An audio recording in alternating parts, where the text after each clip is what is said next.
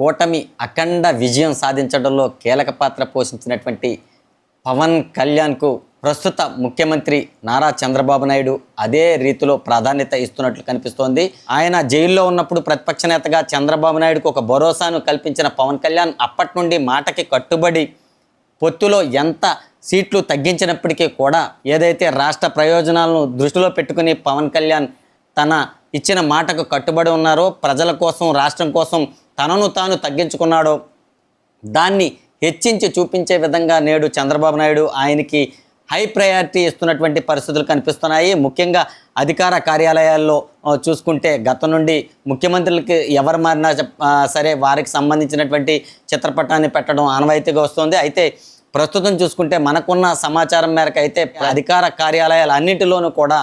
ముఖ్యమంత్రితో పాటు ఉప ముఖ్యమంత్రిగా పవన్ కళ్యాణ్ చిత్రపటాన్ని కూడా పెట్టాలన్న ఆదేశాలు ఇప్పటికే